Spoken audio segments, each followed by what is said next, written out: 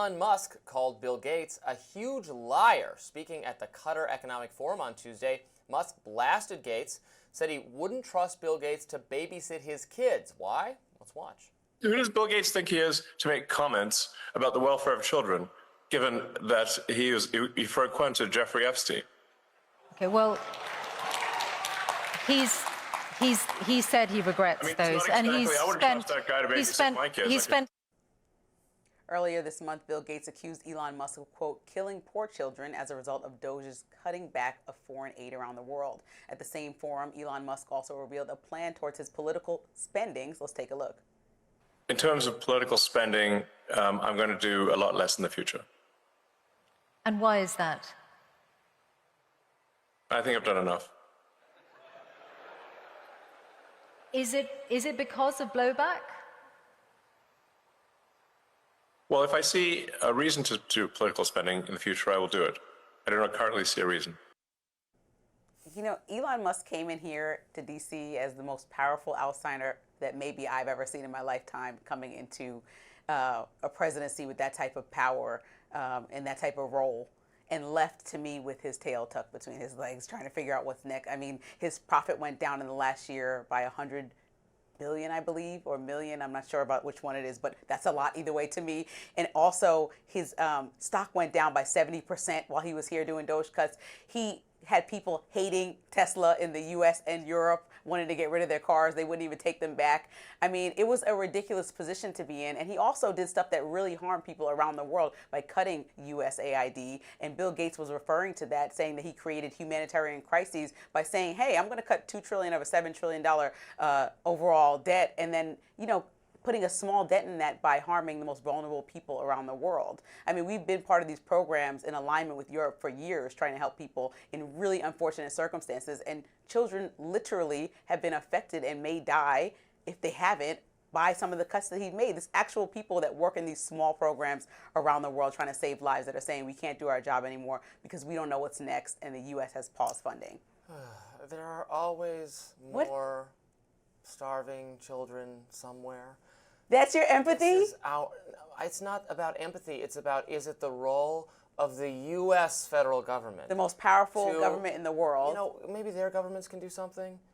I don't think go out to the working people of the country. Go out to them and say, excuse me, I need to take more of your tax dollars because there are starving children somewhere. Like, most people think the government of the United States, it should do no harm.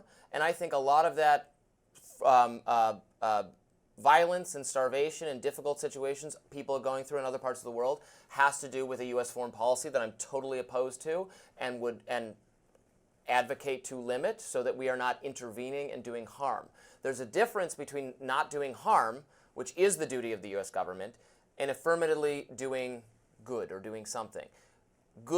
Affirmative good from the U.S. government is owed to the U.S. people. What we do elsewhere is not primarily our responsibility and should be the responsibility of other nations. Now, there's some of these programs I would retain, some I would cut, some I would restructure, some I would leave alone. My criticism really of Elon Musk and Doge is the opposite of you. Much of this might not endure because it was not cut via rescission with congressional oversight, and it will get tied up in legal fights. I think the firing of the employees might stick, but the rest of it could all very well be coming back because they didn't do it in a way that will survive court scrutiny, which I think is a shame. And so then it was just some gimmicks. I think this Doge thing, at the end of the day, it cut some stuff, which I'm happy about, but it ended up being more of a gimmick than it needed to be, and that is on the method. And the key thing that was lacking was thoughtfulness in any of it. You know, like the rollout of the emails. Tell me 5 things you did or you're getting fired. You know, like, it was just very unthoughtful. And these people that you're affecting not only work around the world, but also live and work in America, voted for Trump to be president, who gave you this position, and then you come in and they feel like they got something that they didn't vote for. Mm-hmm. So if you just think about the constituents right here and the money that's spent, like, Doge didn't make a huge dent, and Elon Musk is leaving now, and the leader of Project 2025 is now taking over his position, and I think that that is problematic for people who align with Trump because he said he didn't know what Project 2025 was. So people just have been in a whirlwind with the Department of Government Efficiency, and I think Bill Gates is right to criticize. Obviously, obviously when someone criticizes you, you're absolutely right to rebut them and say go back and forth. But he's just saying you have no understanding. As somebody who donated millions and millions, I'm sure at this point hundreds of millions to nations abroad personally, like you had said, go around to taxpayers and see if they'll give their own money. Well, Bill Gates puts his money where his mouth is. He does give money. And I'm grateful to him for that. I think Elon Musk should do more of it if he wants to cut it out of our government and allow people to be in these dire circumstances. He can afford to help out maybe where he wanted to cut if he thinks it's that big of a deal. That's how he can be in moral good standing with the rest of the world that thinks this is an important thing to keep.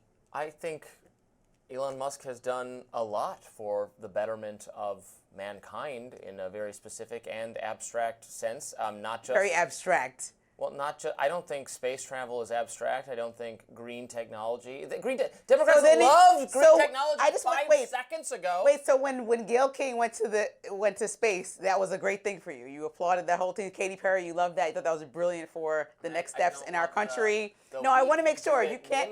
You can't pick and choose. You said space travel. This is really important. So I want to make sure that you're I am very consistent. In favor of space travel. I think becoming a multi-planetary species is a pivotal goal for humanity, and Elon Musk is the individual most likely to achieve that. And so yes, I support the space stuff, as we put it.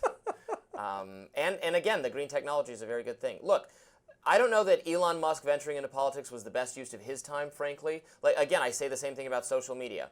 I support many of the changes he's made to Twitter, to X. I am very grateful to that he accomplished all this transparency to show how the moderation was at the behest of the federal government for very, very bad reasons previously. Do I think it's the best use of his time personally intervening on social media to do moderation decisions? Of course not. Build rockets, get us to space. Similarly, I don't know that actually being involved in the running of the government is the best use of Elon Musk's time. But he helped get Donald Trump elected. I don't buy they have some falling out kind of thing. I think Donald Trump and Elon Musk have a great deal of actual affection and respect for each other. They understand each other. And I don't think Elon Musk is going to be really permanently sidelined, though the Doge thing is ending. I think he will continue to be an important voice in Republican politics. I think the platform X is like the most important conservative media platform right now, and that's his platform. So he's going to continue to be important, but if he doesn't feel motivated to give a lot of money, he will be in good standing with other folks, especially on the right. The Koch brothers used to give a lot of money to Republicans. They decided it wasn't worth the bang for their buck. Peter Thiel was, backed Trump hugely in 2016 and then sat out 2020, and I don't recall how involved he was this time. Wealthy people who have succeeded in the private sector and the tech sector are used to investing money and having a payoff. And if it doesn't pay off, then they invest in something else. Politics is, murky and confused, and you don't have clear outcomes that correspond with what you want. You have partial victories that are then undone. So I think these people who want unparalleled success and have experienced unparalleled success, I think they just think it's not a great use of their time, money, and there's not good bets.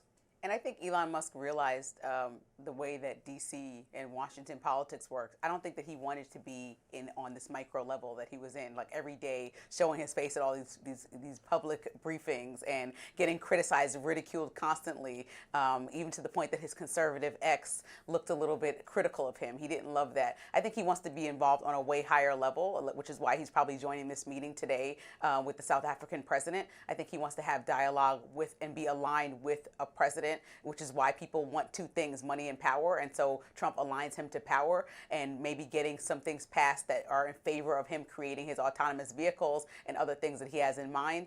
But I understand that he was in way over his head with thinking that he can just slash his big goal by the end of this year or early next year. I don't think that benefited anybody in a really good way. And I think people are still reeling from these decisions that, like you said, will probably get litigated to no end until the next president comes into office. And then some of these programs will come right back. But the only problem for me is that with specific programs like USAID, people can actually die with these decisions, as opposed to people being out of work in the U.S. and maybe being extremely uncomfortable. People abroad we're seeing losing their lives because of his choices that he kind of disregarded as just like a money thing. But more people can always, and not to bring this up again, we can go, but I bought a cup of coffee this morning. That could have been a mosquito net instead. There's always more everyone could have given to say, you know what, do you know what I mean? No, we're going to go have a kumbaya and take you to empathy school after this. All right. Next up on Rising, the drama between Hunter Biden and Jake Tapper is heating up. My favorite subject. Stay tuned.